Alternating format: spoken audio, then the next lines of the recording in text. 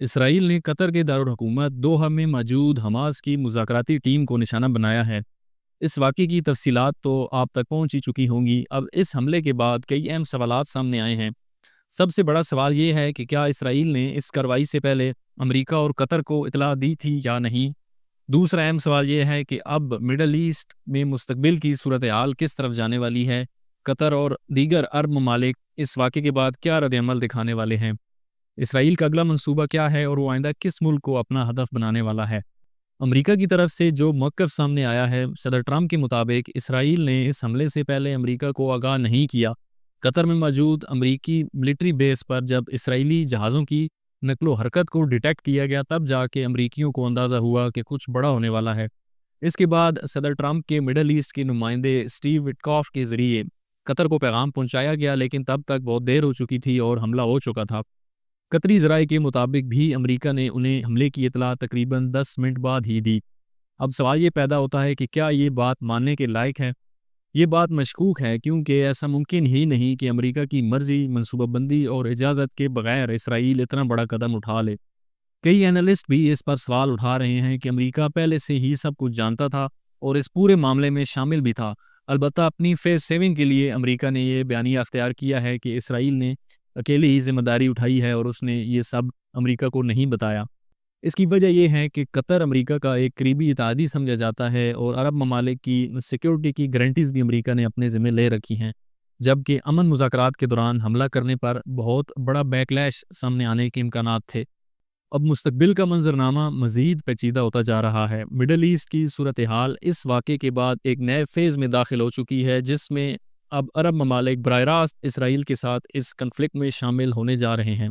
عرب ممالک نے فی الحال تو صرف زبانی مذمت کی ہے، جو کہ اسرائیل کو مستقبل میں روکنے کے لیے ناکافی ہوگی۔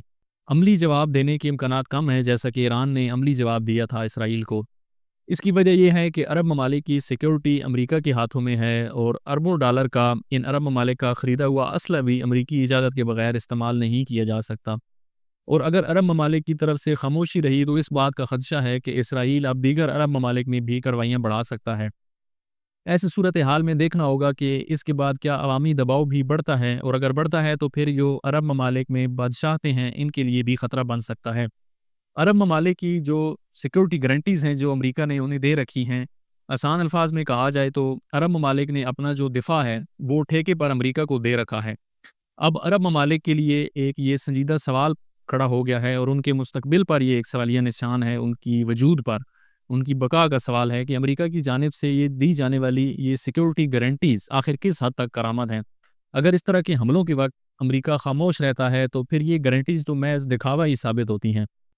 اب اگلا ملک جو اس طرح کے کسی ٹارگٹ کا نشانہ بن سکتا ہے وہ ترکیہ ہے، کیونکہ جو حماس کی لیڈرشپ ہے وہ زیادہ تر قطر اور ترکی میں موجود ہے۔ یہ جو قطر میں وفد آیا ہوا تھا مذاکرات کے لیے، یہ بھی بتایا جا رہا ہے کہ یہ ترکیہ سے ہی آیا تھا۔